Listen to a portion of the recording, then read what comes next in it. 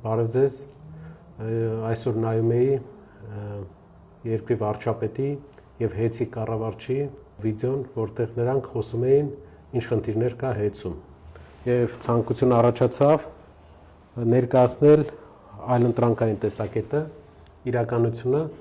որպեսզի դուք բոլորդ հասկանաք, թե ինչից էին խոսում, ինչն էր ճիշտ, ինչը սխալ։ Իմ հետ կլինի պարոն Սողոմոնյանը, ՀԵՑ տնօրենների խորհրդի ղեկավարի խորհրդական, ողջույն, ոնց եք։ Նարեկ ջան, լավ եմ։ Եկեք անցնենք գործի։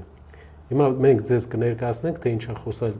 Նիկոլ Փաշինյանն ու Ռոմանոս Պետրոսյանը, եւ նաեւ կներկայացնենք, թե որն է իրականությունը։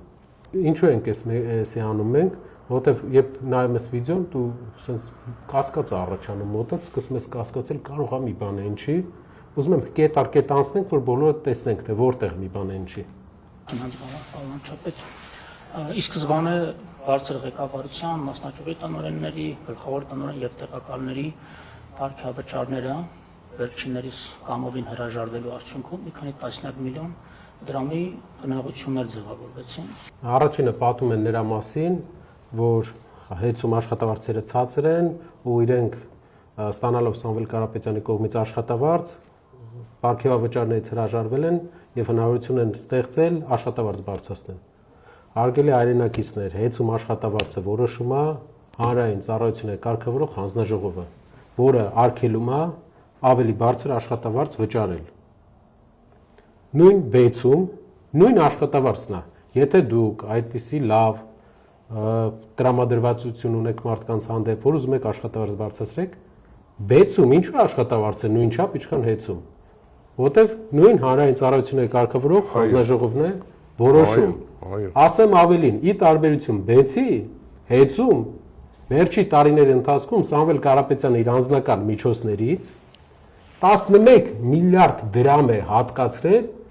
ավելյալ աշխատավարձ տալու համար կամ աշխատավարձը մարդկանց բարձր պահելու համար, որը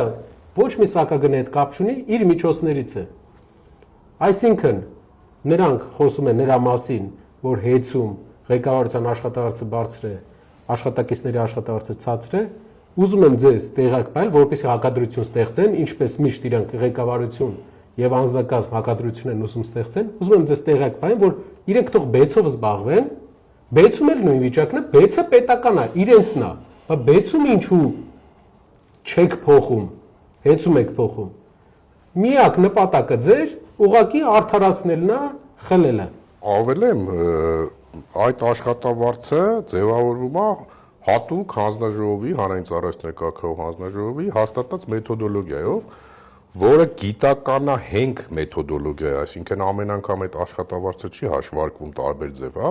այդ նույն մոտեցումն է թե բեցում, թե ատոմականում, թե մնացած տեղերում, որոնք որ համարում են բնական մենաշնորհի սուբյեկտ, ունեն լիցենզիա եւ գտնում են պետական հանրային ծառայությունների կարգավորող հանձնաժողովի ներքո։